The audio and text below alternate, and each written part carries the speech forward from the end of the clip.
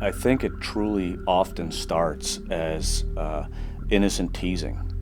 And as you laugh it off and try and joke it off, it gets bigger and the comments get harsher and it gets more personal. And at some point the line is crossed. How I know the line has been crossed is when I get that feeling that says this is not okay. It hurts, and as much as you try and think about that's not me and it's not my stuff, if it's said often enough, it starts to filter into your brain and it starts to sound like it's you instead of them. There's nothing worse than walking in a room when you know that you're not wanted.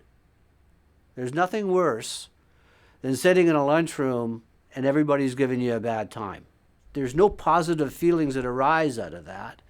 If you don't feel like you belong there, you start to believe what they're telling you. You feel lonely, you feel depressed, you feel extreme states of sadness, you feel confused, you feel angry, you feel completely emotional. I used to go off in the bathroom and lock myself in and cry because it was that release. I needed that release because I was so angry that I was either going to hit somebody or I'd cry. And I wasn't about to hit people, so I would just go off in a corner and cry.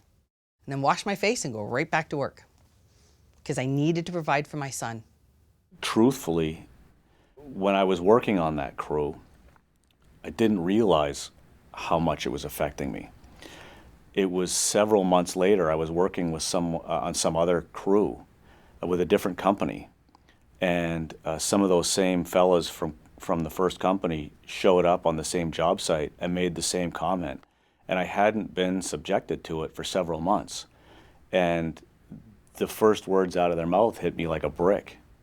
And I realized, how did I work there with those guys for so long? Who wants to go beyond the call of duty for someone that screams and rants and raves at you all day long? Who chases you out of the lunchroom 30 seconds before your coffee break is up? Who says you don't work hard enough? Who says that you don't know what you're doing and you don't have the skill set and you're a loser? How does that motivate you to work hard and to be committed? It doesn't. I know that there were times when I would go home in tears in my first trade because I was so tired of it, and it started to make me not who I am. It made me question my profession because of the level of bullying and harassment. I can remember days where I didn't really want to pick up the phone and call to see if I was working because I really didn't want to go in. But the pile of bills on the end table said I had to pick up the phone. It poisons everything.